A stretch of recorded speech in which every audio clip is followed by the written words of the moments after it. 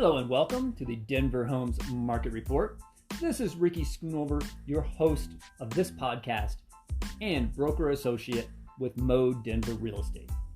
I hope you're enjoying the monthly show. I now record this live. There are no edits. However, I have not figured out if I should publish a video of the show being recorded. So I'm currently working on my format. For now, I think me recording the show live is a good first step. I listen to podcasts either on my phone through Spotify or even some on Amazon Music, and there is nothing video worthy to see. It's typically much like what you're hearing right now. If you listen to me through your Alexa speaker, you may see that little picture of downtown I took off my rooftop a few years ago. I even have my show on YouTube, but it's not really a visual show either. They have those little sound waves that sort of move and mimic the sound. However, there's not a camera or video of me doing the podcast. So as this project continues to be a work in progress, and how I deliver it to you also evolves, I hope you're enjoying the content.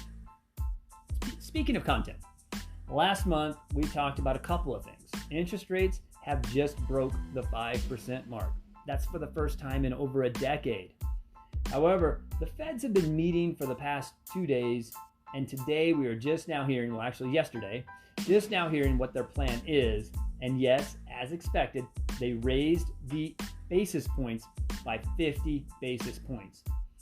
They also indicated they will continue to raise rates for the foreseeable future and until they feel inflation is being headed off. Now, this didn't really shock us. The Feds have been telegraphing this policy for months now. In fact, I remember hearing in the news around my birthday last November that the Feds were really eyeing inflation and they were looking for ways to slow things down a bit and help the economy not bubble over. When you look back just a few years, it doesn't take an economist to see where things started to get a little unhinged. Now, I'm going to do my best today to not turn this into a political debate.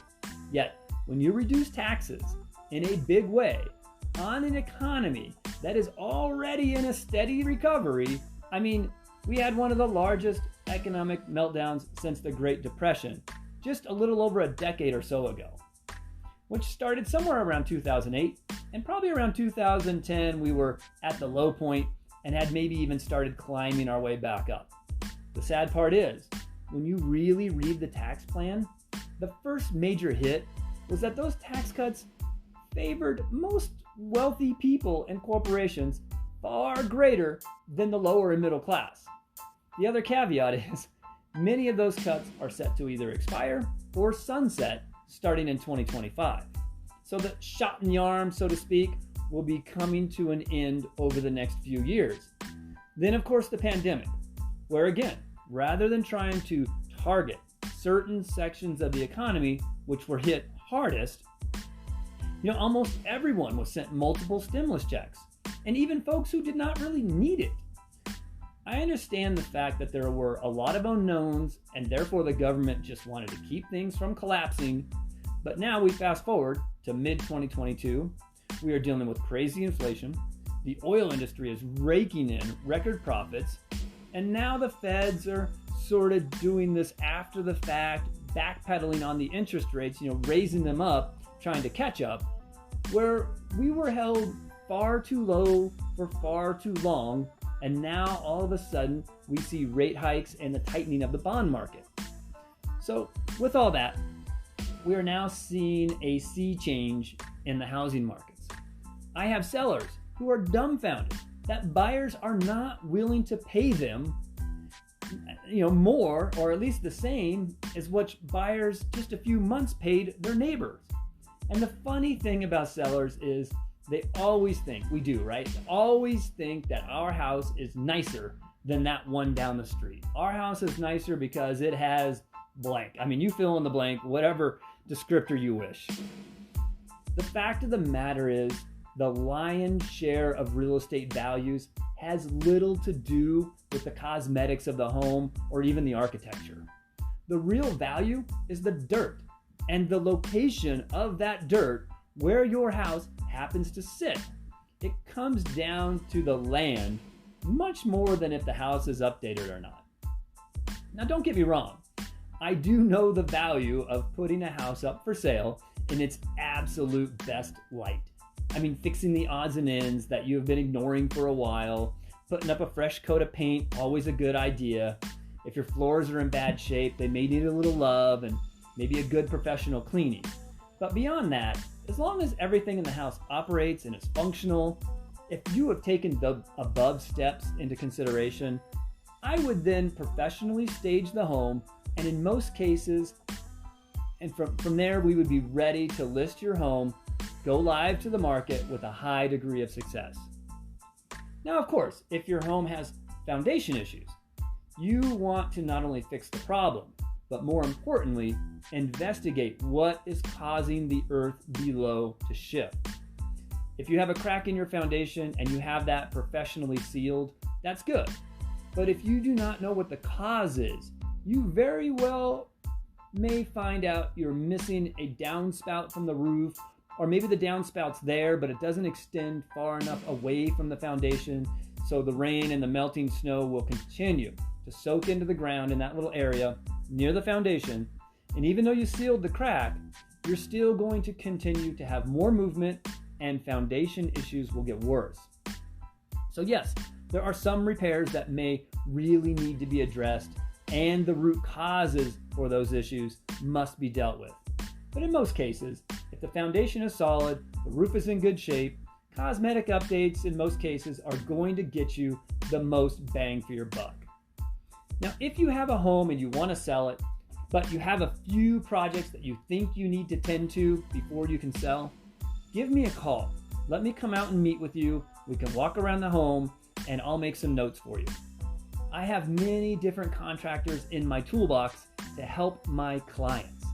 So if you need painting, if you need to update or service systems like a furnace or a water heater, maybe just a persistent leaky faucet, or the floors are made of nice hardwood, but they have some wear and tear, we might be able to spruce them up with a very light sanding, remove the waxes and surface scratches, and then add a nice satin finish coat to give the floor some protection from further damage and also a nice clean fresh look.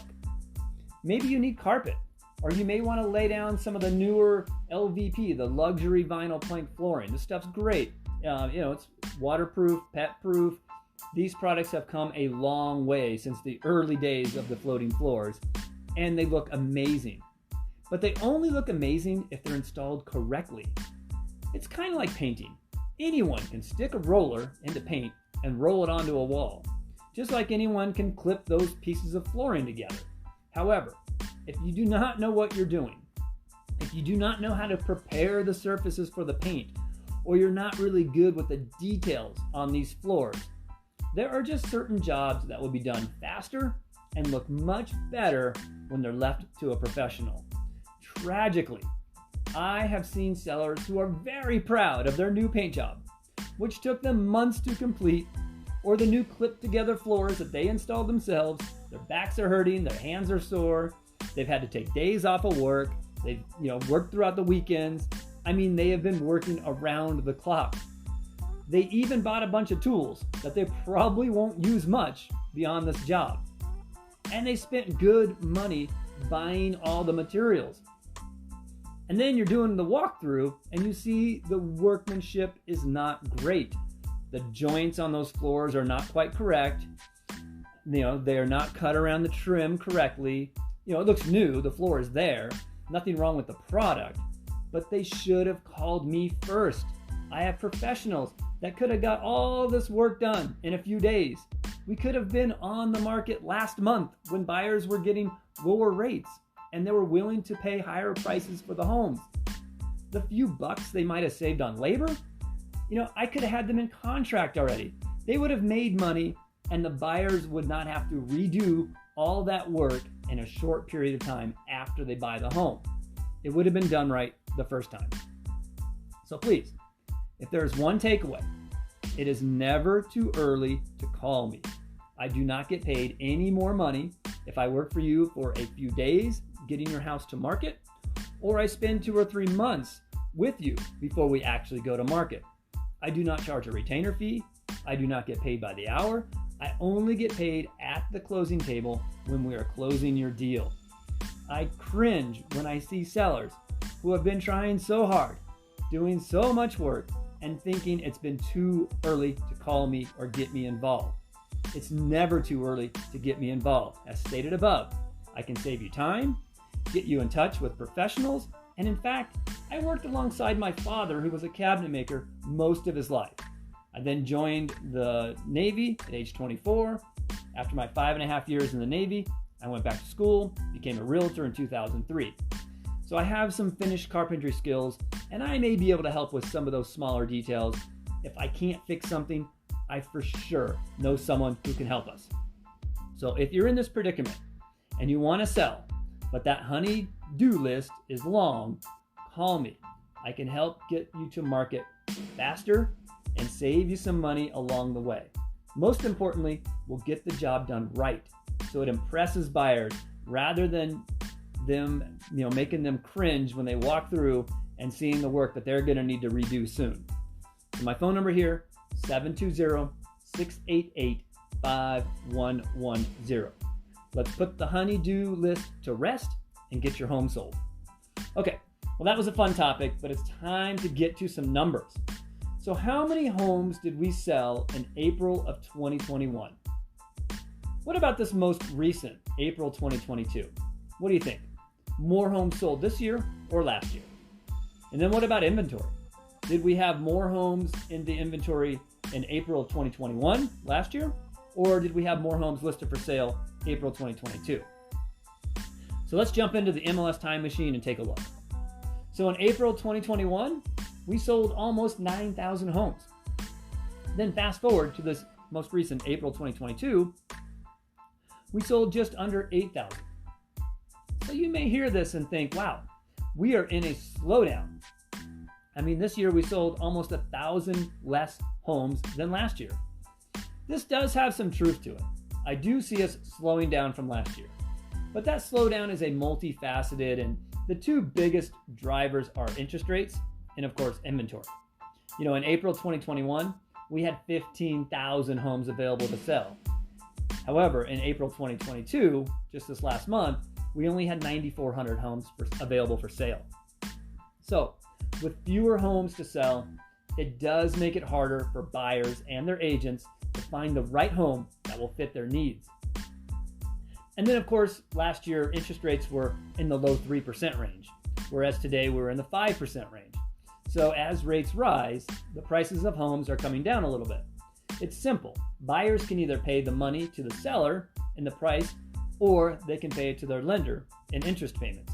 There is a balance there, and it was tilted towards sellers for a while now, but now that money is shifting and being paid more towards lenders. Sellers may not get as much for their homes now than their neighbors did just a short time ago. Okay, well, that's going to do it for today's show. I hope you enjoyed it. Yes, we are slowing down just a little bit.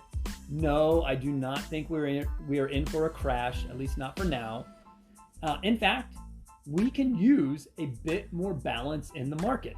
I mean, I hope in the next 2 years, we see a return to the 4 to 6 months inventory being the norm, where homes sit on the market. You'll list them for sale and they're available for sale for 4 to 6 weeks before they actually sell. And then when they do finally get an offer, that offer is about 5, maybe even 10% less than their listed price. Those are great markets. Sellers have motivation to sell, interest rates are reasonable, and buyers have motivation to buy, and it's not this lopsided market that we've been seeing. I hope you'll tune in next month. Once again, this is Ricky Schoonover, Mode Denver Real Estate, and you have been listening to the Denver Homes Market Report. Be sure to tune in next month. Also, check out my website, denverhomesmarket.com. And beyond that, feel free to call me anytime with questions, 720-688-5110. Have a great month, and I'll see you soon.